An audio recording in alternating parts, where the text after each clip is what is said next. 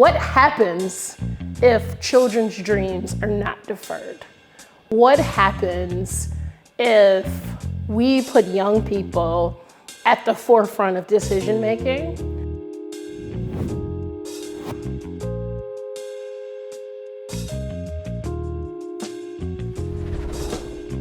My name is Sherisse Butler. I proudly serve as the Executive Director of City Year Detroit. We partner with 10 schools in Detroit Public Schools Community District. And our mission is simply to advance the educational outcomes of some of our most underrepresented communities. We have young adults who are 18 to 26, and they really serve as these near peer mentors. They are called student success coaches. Our overall goal is to make sure that students who may have fallen behind get back on track and they're on time for high school graduation. So I grew up here in the city of Detroit. I went to public schools for the entirety of my K-12 education. I thought I was going on to be a doctor, and so I studied chemistry in undergrad, but I always was connected to education. And so what I mean by that is when I was an undergrad, I'd be in the lab all day, doing experiments, playing with chemicals, but I would always work in an after-school program. And then I got to do the cool enrichment things after school. So I ran homework club. I had a cooking class. I coached the girls' basketball team. So it was kind of like my getaway, where after my college courses, I got to go hang out with young people. From there, I just always dreamt of a role where I could advocate more for children in Detroit. And before long, I found myself working for Detroit Public Schools Community District, where I led the government affairs work. One of my favorite things about that particular role was we were always advocating for equitable funding. And when the K-12 budget would come out, it was a thicket. It was about 400 and some odd pages. And my joy annually was that we would read every single page of the K-12 budget. And that was really where I got my deeper understanding of what some of why we were facing some of the realities in our community.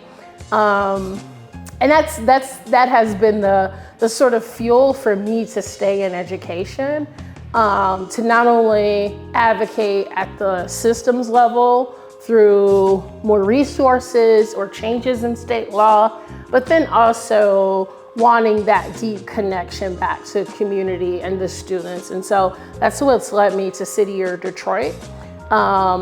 We serve in schools in the community, but there's a couple of layers where you're not only having an impact on the students, you're having an impact on future teachers. One of the most exciting things was that I got to bring some of my policy background to the work at City Year. We just took a course in Lansing last week. I was just sharing with them after our day in Lansing, the state of Michigan has recommended that they renew our funding to City Year Detroit. That's allowed us to increase our core member stipend. We've been able to give them retention bonuses and then even provide them with additional career coaching so that if they want to become a teacher or attorney or school psychologist, they too have what they need to thrive.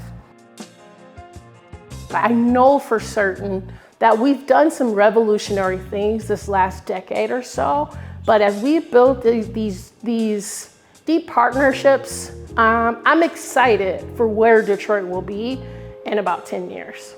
If I were to imagine Detroit schools and the Detroit education system in 2035, there is no division between traditional public and charter.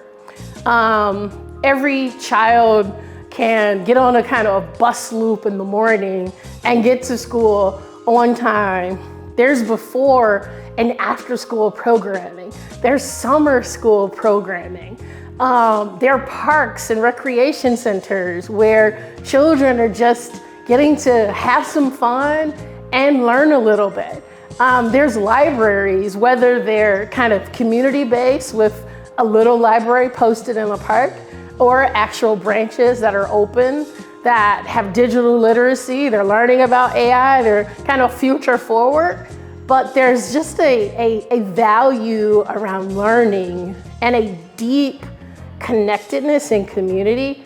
And I just want to say, radical collaboration on behalf of the students and the children, because we know above all else that we will not survive as a city, a state, or a region if we do not center our children in the middle of the equation.